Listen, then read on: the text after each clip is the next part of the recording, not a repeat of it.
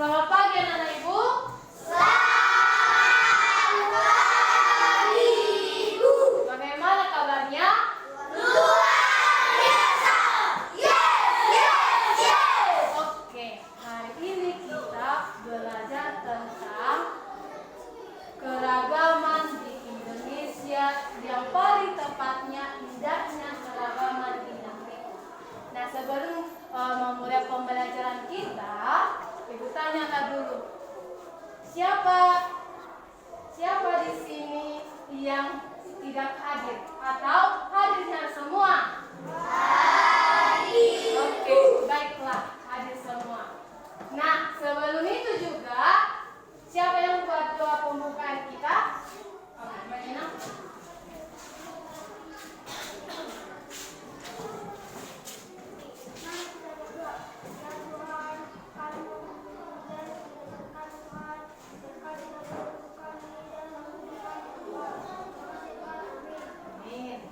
Oke, nah kita masuk pada materi keragaman di Indonesia.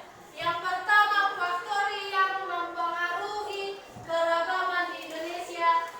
Yang pertama adalah keragaman agama. Nah, siapa di sini yang tahu keragaman agama di Indonesia? Siapa yang tahu? Buat Jocelyn. Agama Islam, agama Kristen, Buddha, Hindu, Konghucu, aliran kepercayaan. Iya, ada 6 agama yang ada di Indonesia. Yang pertama itu adalah agama Islam, agama Kristen, agama Konghucu, agama Buddha, agama Hindu, dan agama aliran kepercayaan. Nah, keragaman agama terjadi karena letak Indonesia yang cukup strategis. Nah, dari segi suku bangsa, Indonesia merupakan negara kepulauan yang menyebabkan munculnya keragaman suku di Indonesia.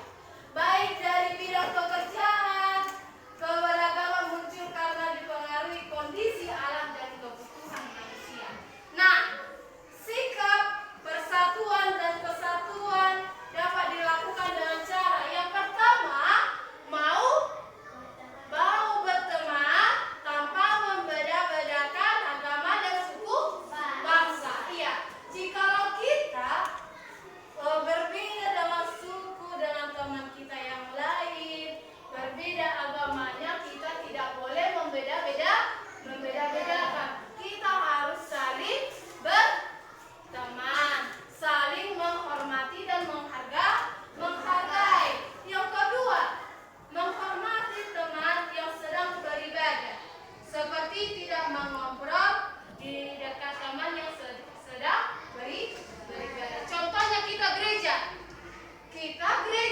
kita tidak boleh mengobrol pada saat kita beribadah. Itu akan apa? Berdosa. Kita ikutilah dulu ibadah kita mulai dari awal sampai akhir, lalu kita bisa bicara setelah pulang ibadah. Yang ketiga, tidak mengganggu teman karena memiliki logat bahasa yang berbeda. Iya, contohnya kita di daerah Deraja, berbeda logat bahasa kita, bicara kita sama orang Sigopulung sana. Orang Sigopulung sana sama kita berbeda cara logat bicaranya. Jadi karena berbedanya logat bicara kita tidak boleh mengarehe, tidak boleh mengurtah bahasa Indonesia. Iya, tidak boleh mengejek. Nah, yang terakhir, menghormati setiap pekerjaan yang kamu ketahui, seperti menghormati petugas kebersihan di sekolah. Nah, contohnya kita menjumpai salah satu petugas kebersihan di sekolah. Walaupun pekerjaannya petugas kebersihan di sekolah, kita harus hormati. Karena apa? Karena lebih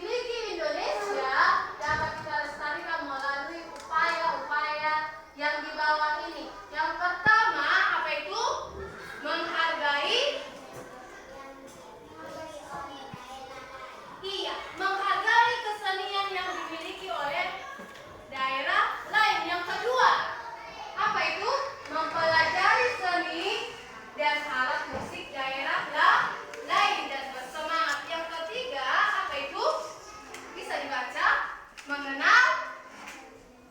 mengenal seni pertunjukan daerah kepada orang lain. Yang keempat, menyanyikan dan menghafalkan lagu daerah dengan baik. Yang kelima, mempromosikan kesenian suatu daerah sesuai dengan pengetahuan. Oke, sekarang sikap kita menjaga keragaman. Yang pertama, tidak boleh mengobrol saat beribadah. Kita tidak boleh berbicara pada saat beribadah. Yang kedua, apa itu? Iya, menghargai teman yang berbeda suku. Ibu tanyalah dulu. Ada beberapa suku, banyak sekali suku yang ada di Indonesia. Yang kamu ketahui contohnya salah satu apa? Suku Batak. Coba. Suku Minangkabau. Suku apa? Dayak. Suku apa lagi? Suku Sunda. Banyak suku yang ada di Indonesia. Nah, selanjutnya tidak mengejek teman saat menggunakan bahasa daerahnya. Iya, contohnya ada teman kita dari daerah lain, dia menyanyikan lagu daerahnya, kita tidak boleh mengejeknya. Karena belum tentu lagu daerah kita ini enak menurut mereka. Oleh karena itu kita tidak boleh mengejek teman kita. Lalu, apakah sikap yang dapat menimbulkan perpecahan dalam keragaman? Yang pertama itu adalah mengganggu teman pada saat beribadah. Iya, sering kali terjadi pada saat beribadah mengganggu temannya. Iya, contohnya kasih lotongan itu kan, kasih goitan. Alam ini gawe beribadah. Alami gawe beribadah. Yang kedua, tidak mau bermain dengan teman yang berbeda suku dan agama. Iya, itu adalah salah satu perpecahan terjadi. Tidak mau berteman kepada yang berbeda agama ataupun suku. Itu tidak boleh ya. Itu tidak patut diteladani. Jikalau kita berbeda agama, suku, kita harus saling berteman, menghargai dan menghormati. Yang ketiga, memaksakan suatu agama atau keyakinan kepada orang lain. Ya, ini adalah salah satu juga perpecahan di antara kita. Jikalau kita memaksakan kehendak kita dalam keragaman agama, itu tidak boleh ya. Nah, selanjutnya lebih menyukai budaya asing daripada budaya sendiri. Ini juga tidak boleh.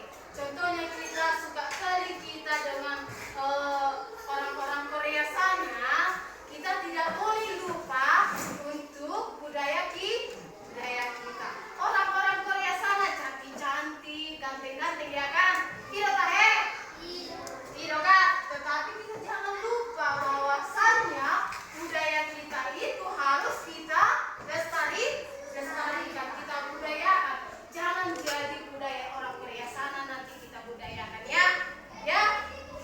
Selanjutnya, tidak menghormati dan tidak mau bekerja sama dengan warga yang berbeda suku dan agama. Nah, sekarang kita masuk pada toleransi dalam keragaman. Toleransi adalah apa itu? Sikap yang saling menghormati antara sesama manusia. Iya. Contohnya si Stefania sama si Fitri berbeda agama. Contohnya si Fania agama Kristen, si Fitri agama Islam. Mereka dua ini harus saling bertoleransi. Mereka harus saling menghargai, tidak saling mengejek, tidak saling apalagi menghina akan agama yang berbeda yang mereka